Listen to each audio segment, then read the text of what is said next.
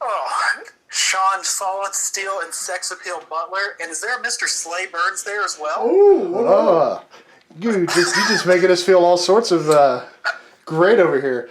So yeah, so we wanted to get with you because we're about to film the review for Grandma Chainsaw. Oh, okay. We wanted to know how spoilery we could be, or you wanted it to be. So just go for it, right? Because we had to keep everything under wraps for so long. Okay. And when it came to actually pitching the thing, when we all were talking about it, it was really crazy because we felt like we kind of undersold the book, right? Because we had to really just pitch it as something that was relatively generic.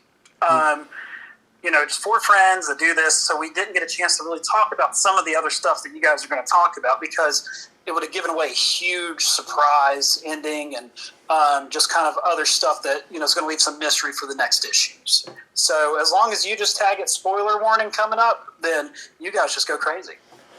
Well, okay then. That is my specialty, and I'm going to drag Jay along down that road with me.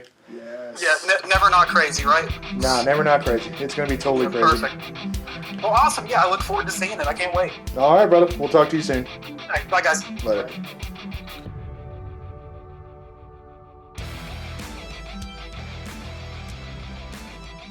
Well, folks, you heard it from one of the men himself.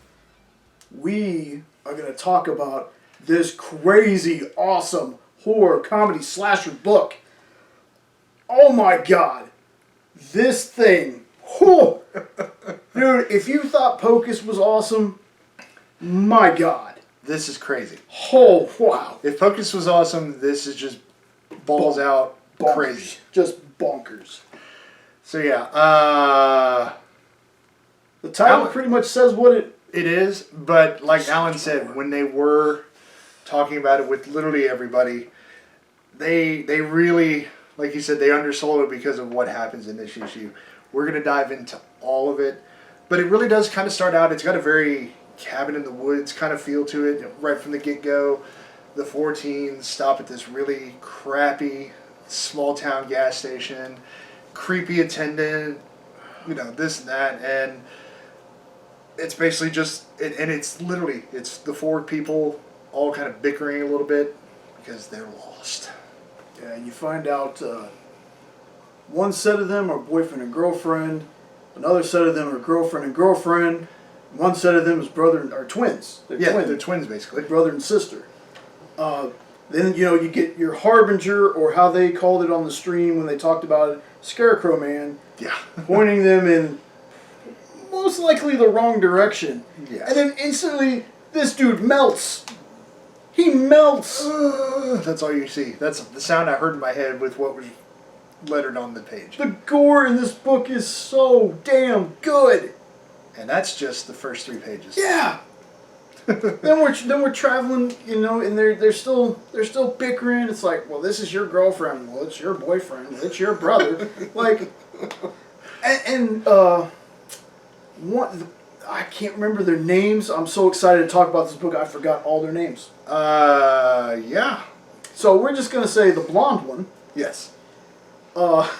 She looks out the back of the car while they're driving, and she's like, guys, does it look like the forest is closing in on us? We're like, babe. They're just narrow roads. Yeah, they're just narrow roads, babe. We're all tired and blah, blah, blah. That's Haley.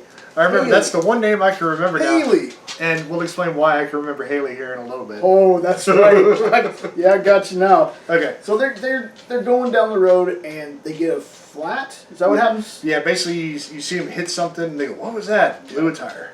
Blew a tire. And they happen to just pull up to an old decrepit house with a lady who's waiting. Like, we didn't even talk about the beginning of the book. I just remembered. There's a kill in the first. So I lied. Yeah, that's not the first 3 pages. Yeah. The first 2 pages. Yeah. Is literally, it's basically a flash forward. Mm-hmm. And then it comes back to, no, I take it back. It's at the present and we're having a flashback once we hit the first few, part at the gas station. So my bad. Yeah. My bad. I don't know who these 2 other fools are. No. But this is when you're first introduced to Hazel. Yeah. and she's a chainsaw wielding grandma. Mm-hmm. But she's also much more than that. Yes. So anyway, going back to the group we're with now. Yes. They happen to just, like, right there. And Grandma Hazel's just waiting on the porch for them. Yeah. Like, hey. Hello, dearies. Come on in. Supper's waiting. Now, I'm going to put this out there so that maybe you can kind of hear her voice in your head. I describe her calm speaking voice. If you are a fan of The Incredibles and Edna Mode and her speaking voice, that's what I hear when she's just speaking. Now, if you are a Dragon Ball Super fan and you've watched the more recent runs with the new person voicing Frieza, when she gets really angry and the screaming and kind of stuff starts, that's what I hear. So it's a combination of those two put together, but that's what I hear for Hazel in my head. So take that for what you will to help you visualize how insanely creepy Hazel is. Yeah, I mean, I don't know nothing about Dragon Ball Z, you know me, but the Edna Mode thing, just with more of an American twang to her. This story kind of feels like it takes place around where Alan and Will live. Like it could just be the backwoods of where they live. That's true, and you'd have to figure out if you want the accent there, but yeah. Well, we're speaking about the movie that'll get made later after people fall in love with this book. Pretty much. So, Hazel introduces herself, invites them in for dinner. Well, I want to say the guy's name is Derek, and I don't know why I keep thinking it's Derek. I really, I wish I could remember. We should have written this down. That's our bad. But the dude of the group, he's like, well, we just need to use a phone. And Hazel's like, well, haven't had any use for a phone out here in ages, so why not y'all might as well just stay the night and... Yep, I'm doing like in-video research, so don't mind me here while he talks. So, they come in and the first thing they notice is a chainsaw hanging over one of the doorways. And there's something to the effect of, well, who needs a gun when you got that thing? Well, it almost feels like instantaneously dinner's served. Yeah. All the places are set, everybody's sitting down. And Hazel, she's a grandma, and not all of them have their teeth. So her dentures fall out into this soup. For one. Ew! Gross! That's like a nightmare I had when I was a kid. Yeah. And she just fishes them out like there's no problem, and then it just like bugs crawling around. Her teeth are creepy. Oh my goodness, yeah. So creepy. Well, she starts talking to them, and Haley, and this is why Sean remembers her name. Yeah, because Haley gets the most flack. So Haley's like, oh my god, her elbows are on it. She's like, no elbows on the table. Oh, I'm sorry.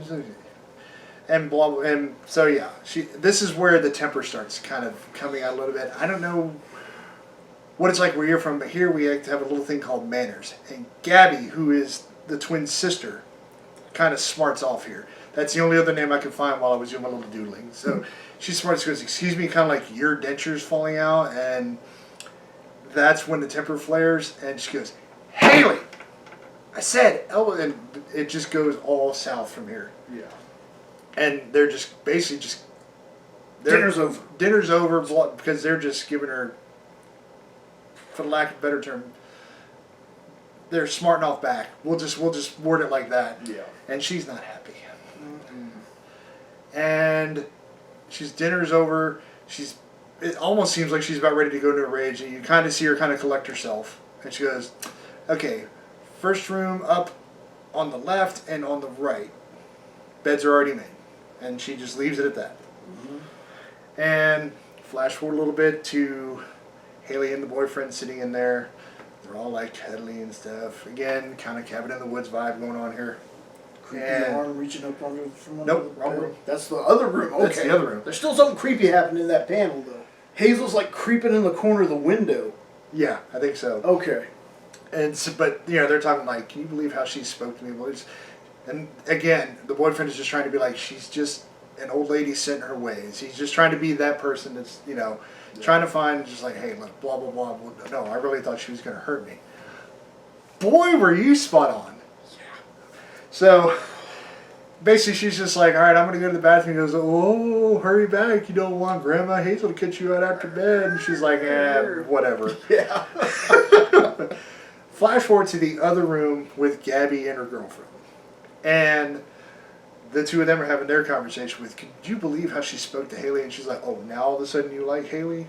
Yeah. It's like, look, I may not get along with her, but she is my brother's girlfriend, so I don't want to see her get abused.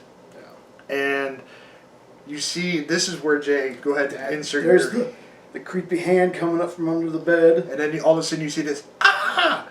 It took me 3 times reading those 2 pages to figure out that it was not the girl in the bed screaming, it was the boyfriend. Yes. This is why I remember Haley's name solely out of everybody, because the next scene is epic. And it is literally, they go and you see him on the floor, you look into the bathroom, Haley is upside down, intestines tore out, blood everywhere, and on the wall it says, elbows off the table.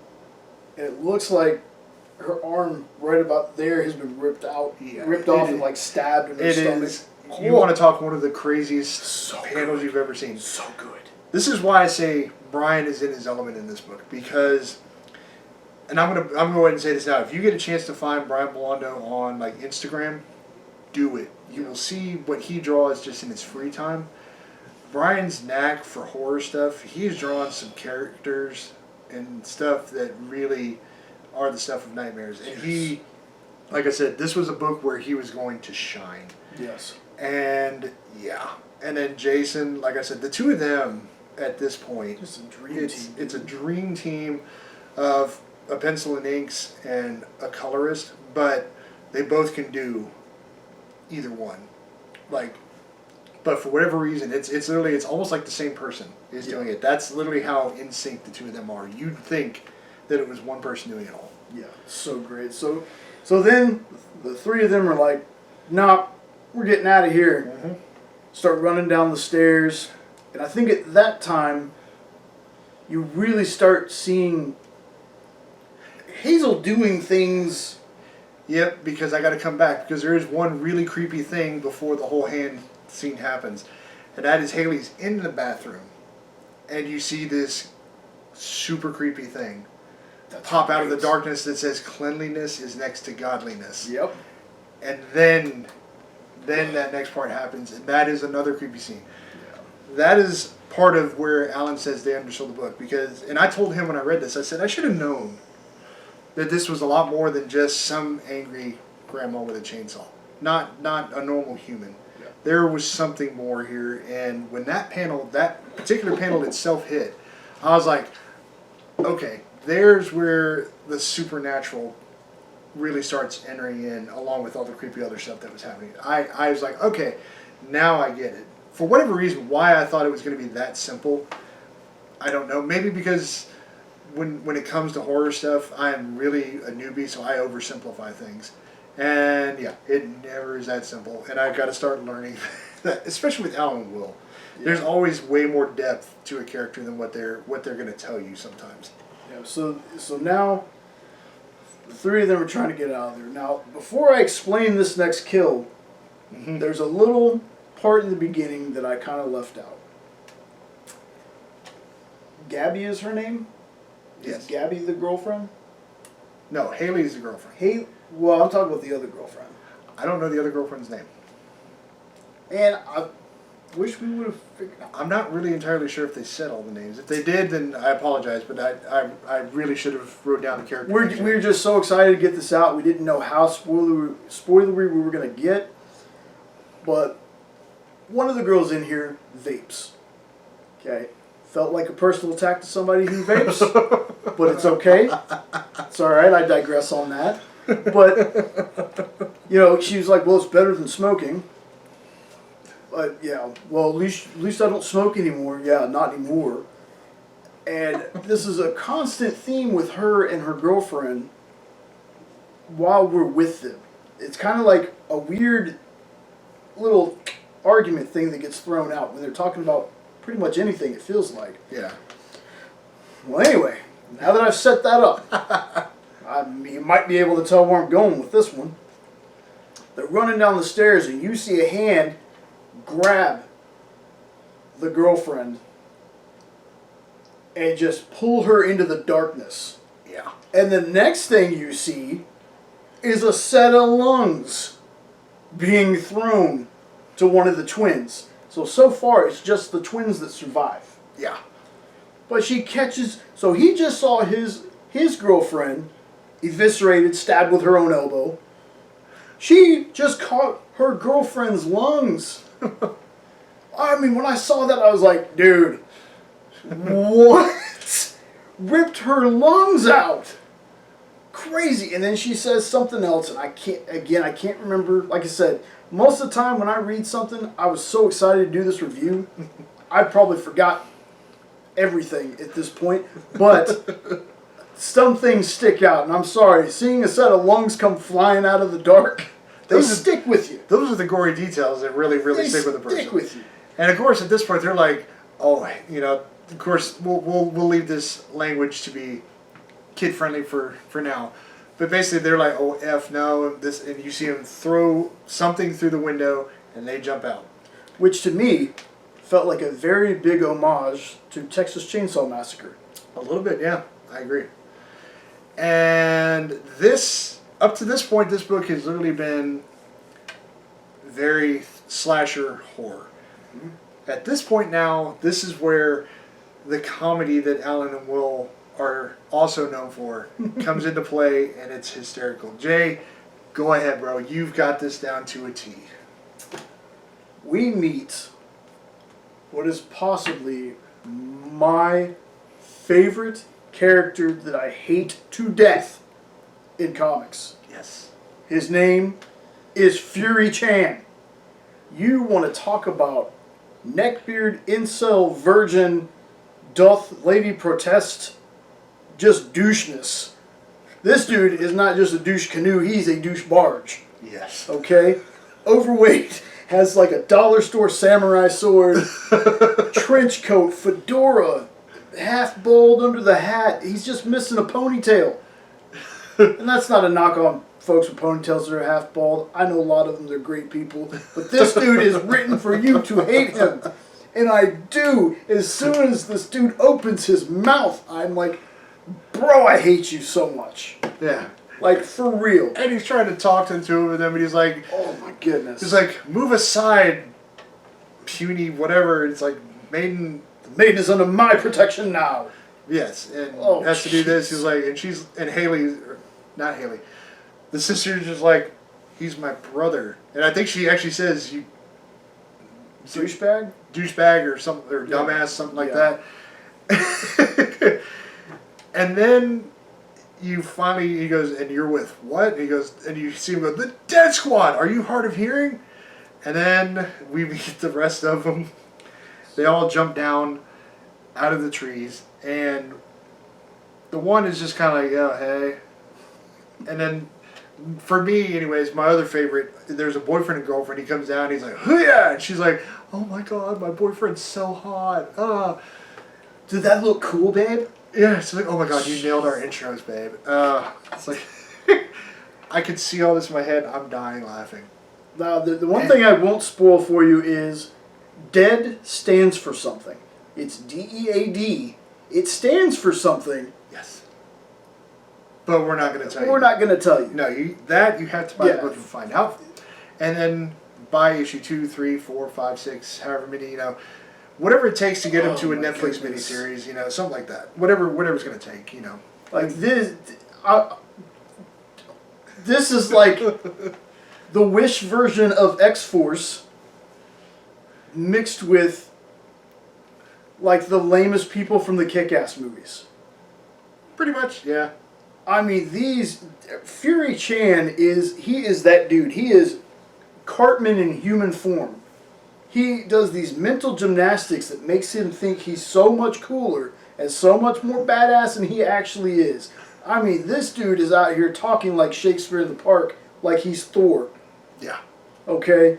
This dude, I'm telling you, everybody's going to love to hate this guy. He is one of my favorite parts. I love Hazel. I think she's awesome. This dude, though, I hate him so much that I love him at the same time. He loves him so much that he hopes he doesn't die. He just gets screwed up to the point that he comes back later down the road. Yes. That's basically what he's I hoping want for. this dude to survive. I hate him so much. Hate him so much, but I want him to survive. The rest of the teammates, they have this one guy, his name is 2 Ton, and he's like this tall. And I'm talking from the table to my hand. And the most hilarious part of that whole thing is during the intro, the dude throws a throwing star into his forehead, and all you see two Ton go is ding. I'm okay. He doesn't talk. No. Yet. And I think that's going to be half the fun about him. Oh my Aha! goodness. Half the You fun. see what I did there? Nice. Ding. Folks, we wanted to spoil the book, but we also wanted to not spoil the book at the same time. Like, we didn't want to give way too much away. I mean, you can kind of tell by the fact that we can't remember the characters' names. And it's not that they're forgettable. Don't get me wrong. It's excitement, but we also had planned on Non-spoilery. an overview type review until Alan, the man himself, basically gave his carte blanche We got the to blessing. talk. Yeah. To talk. And Yeah. I was like, okay, cool. Because to be perfectly honest, if anybody's watched his channel enough, his style is he does overview reviews. That's how he's always been. Not counting the fact that you should check him out on Tuesdays on The Experience on In-Stores This Week, where he basically does those kind of reviews for about 10 to 12 books. Mm-hmm. That's his style. Fits him perfectly. I'm the one that I will take a book and write, and I'll go through the whole thing. So it worked because this time around I planned to do it his way, even though my memory was like I can remember more of the book, but in an overview kind of way because, like I said, names. I'm not going to be able to give you the names. That's totally fine because you need to read the book. Head over to Kickstarter, check out, I want to say it's pocushocus@gmail.com. Get with them, see if they might have any extra copies laying around, if for any, by chance this review happens to get you to want to read the book. See if they might have any extra copies. You might be able to hook up with them, do like a PayPal thing, get you a copy. Otherwise, I'm pretty sure that the next campaign is going to come within just a few months. They're really good about that kind of thing. Yeah. Like we said in the last video, they've got a short campaign coming up for Pocus. Very, very reasonable goal, and the idea here is it's, what is it, an art book? And then they're going to do a black and white hardcover that's just going to be in black and white with Dave's letters, nothing else, correct? Dave's letters and Brian's art. Right. Yeah. With no color, all in black and white. It's going to be awesome, and I know it's going to be because we've got black and white editions, I want to say, for the first 4 issues. I think so. But those are just the art. So seeing how it's going to be with the letters is going to be really cool. Yeah. At least I think it's going to be really cool. Yeah. So it's going to be awesome. So you can snag that. I bet they'll have, if they have any extra copies of the regular trade, grab that. All prices are going to be super reasonable. Yes. So yeah. And just so we get a little bit more closure on this, after they meet the Dead Squad, they basically say we're here to hunt Hazel. Yeah. And that's where the book ends. Mm-hmm. So even though we went on this other little tangent right here, them meeting at the end, that was pretty much the end of the book. Yeah. Y'all, in all seriousness, we make a lot of jokes. We talk a bunch of stuff. I know we hype this team up, but quite honestly, this book is going to be great, and somebody needs to pick this up. And I'm not just talking about comic publisher wise. Right. Somebody needs to option this, along with Pocus, along with these guys need to be under some kind of contract with somebody. Hey, anything you make, we're going to turn into some kind of media. Yeah. Pretty much. This book is amazing. It is nothing like you would expect. It's not. It's so much more than a chainsaw wielding grandma. Yes. I mean, it is that, but it's so much more than that at the same time. There's so many fun surprises, so much gore. It's super funny. Like, it's just so great. And as nice as it is to say, it is the exact opposite end of the spectrum from Pocus. Pocus is a very magical, mystical kind of, I wouldn't even say horror story, I guess but that's what it is, and then this is on the other end. This is every one of your favorite slashers that you loved as a kid in horror movies. all rolled into one, plus horror comedies. They literally just said, we're going to do all of the things we love in one comic. And that's basically what this is turning out to be. It's perfect. Yeah. Hazel is going to be, I think, one of those legendary characters. Yes. That you think, when you think horror comics, you're going to think Hazel. People are going to be like, a grandma, really? And you're like, yes, you need to read this.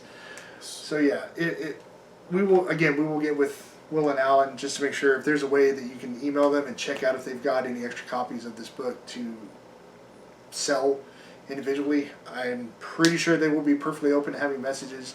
Anybody who's read them, please comment on the video, email them. They want to know what everybody thinks of this book. So if you are maybe somebody from the campaign, comment on the video, comment on our social media. Let us know what you thought of this book. Did you like it as much as we did? Did you not? You know, any kind of feedback, as long as it is in a really cool, calm manner, is always welcome. That's all we want to do, is just have fun discussions. You don't have to like it. That's totally cool. Yeah. Just don't be a douche canoe when you're talking about it. Yeah, exactly. That's all we ask. You can not like something without going into how it's not like this company or how this company does it or this writer does better. I personally don't think that there's going to be too many people that dislike this book, to be honest with you. I agree. I think a lot of these people are going to be like, hey, look, if you're into horror, if you're into comedy, if you're into slashers, if you're into grandmas with chainsaws, you are going to love this book. Pretty much. And again, we say this not only as friends of the folks that do the book, we say this as fans. We were fans first. Mm-hmm. We're still fans. We love, the interactions we can have with these folks, but we don't spend our money on stuff we don't like just because we're friends with people. Yeah. All of us will be back for that next campaign as soon as it launches. Mm-hmm. I need more of this now.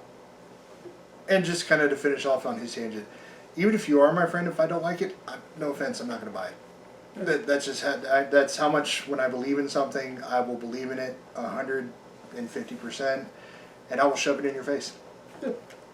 Take that for what you will. Like we do with the books we do here. Get this book. Yes. I'm telling you, if you missed it, if there's some reason you can't get PDFs or something from the guys over there, that next campaign, I'm telling you, it's gonna slaughter. It's gonna eat, slay, love every other Kickstarter campaign that launches next to it. I'm telling you, I believe it's so good. Well, that's all I got. We're gonna sit here for half an hour making y'all watch a video of us just gushing over this book. It really is that great, folks. Like, honestly, we love what this team is doing. We're gonna continue to support them, and hopefully you'll support them too. Yes. So yeah, that's all we've got. As always, if you like what you saw, be sure to hit that thumbs up, like and subscribe, hit the notification bell so that you know anytime we upload a new video. And as always, please stay safe, stay healthy. We will catch you next time. Later, everyone. Later, tots.